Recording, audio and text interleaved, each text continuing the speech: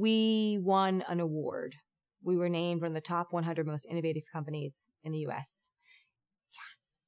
And we were interviewed by a magazine afterwards, and they asked us, what do you do?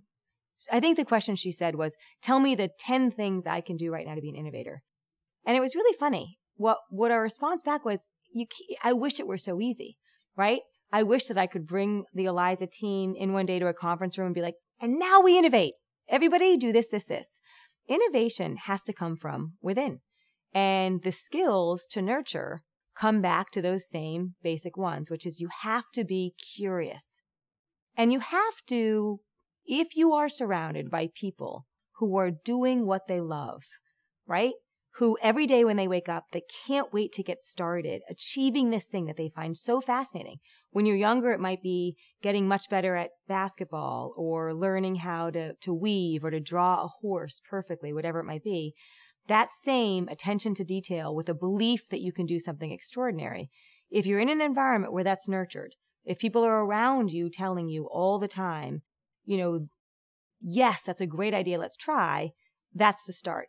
As important, and I think this is something that we as a country forget frequently, it's also really important to screw up.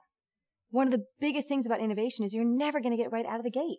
And if you keep getting it right out of the gate, then you're probably not doing something that's new, right? It's going to take trial and error. And so we really encourage people at Eliza, you're going to screw up. You're going to make a mistake.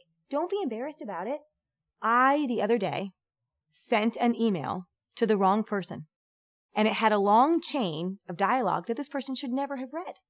Very big mistake on my part. And I should know better than to not check everything. I didn't hide my head in shame. Well, I wanted to. At first I did. First I was like, oh my God, I can't believe I did that. And then I pulled myself together and said, this is a great lesson. I want to save the other 150 people at Eliza from doing the same thing. I called everybody together into the room, stood up on a big desk and said, I just put this account at risk. This customer, I just potentially made them angry because I sent an email to them that I wasn't supposed to. And that wasn't smart. And here's why I did it. Here's how I made the mistake. Please be careful to not make that mistake. And here's how I fixed it. I called the person right away. I explained to them what I did. I took responsibility. I found humor. And in the end, it made us closer with that particular customer. But that's how you foster innovation because you're going to make mistakes.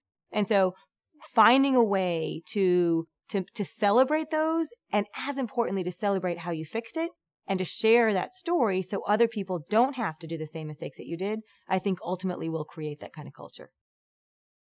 I don't know if you've done this. I pressed send, and then I started to walk across the room to leave my office, and I was like, oh, and just slow motion, trying to tear my computer out of the wall, pull all the wires out. And of course, there it was happily sent.